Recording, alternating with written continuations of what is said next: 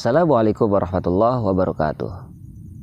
Teman-teman sekalian, tahukah kalian suara yang bagaimana yang disukai Allah Subhanahu wa Ta'ala? Ada satu kisah yang sangat menarik untuk kita renungkan. Di suatu malam yang sangat larut, ada sekelompok remaja yang asik bernyanyi lagu-lagu. Dari mulai lagu cinta, lagu patah hati, kemudian lagu kerinduan, sampai akhirnya lagu-lagu yang gak jelas lagu apa. Asal nyanyi, asal genjreng-genjreng dan sebagainya. Otomatis suara mereka memecah keheningan malam itu. Akhirnya mereka mengganggu banyak orang di sekitar itu.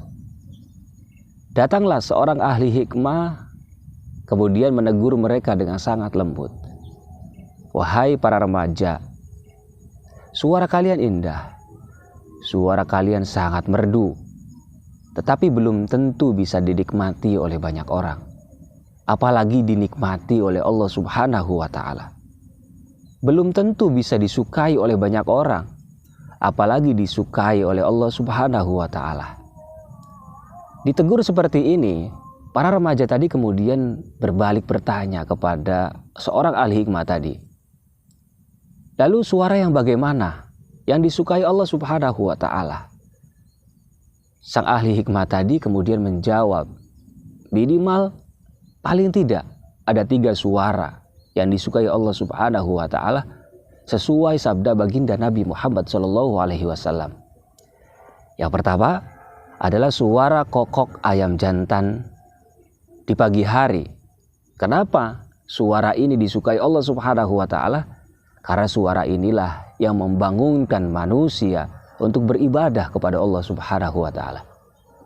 Yang kedua, suara orang yang membaca Al-Quran atau suara bacaan Al-Quran. Ini jelas kenapa Allah suka, karena yang dibaca adalah kalamullah, ayat-ayat sucinya Allah Subhanahu wa Ta'ala. Lalu yang ketiga adalah suara orang yang beristighfar di waktu sahur. Dari ketiga ini, teman-teman yang dirahmati Allah Subhanahu wa Ta'ala, manakah suara yang bisa kita lakukan dalam kehidupan sehari-hari? Suara ayam jantan, suara kokok ayam jantan? Tidak, kita bukan ayam, tapi manusia. Berarti satu suara ini tidak bisa kita lakukan di kehidupan kita sehari-hari.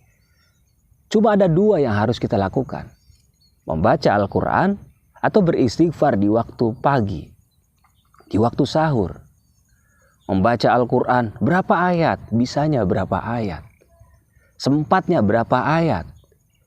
Yang dinilai dari hadis ini bukan banyaknya bacaan Al-Quran kita, tetapi yang dinilai dari hadis ini adalah suara yang keluar dari lidah kita mengucapkan ayat-ayat suci Al-Quran. Itulah mengapa Allah cinta, Allah suka kepada bacaan Al-Quran. Yang kedua yang harus kita lakukan adalah membaca istighfar. Berapa kali? Bebas. Membaca istighfar tidak dibatasi oleh angka. Tidak ditutup dengan angka. Tapi seberapa banyak pun itu akan dinilai oleh Allah Subhanahu wa Ta'ala dengan nilai kebaikan yang sangat luar biasa.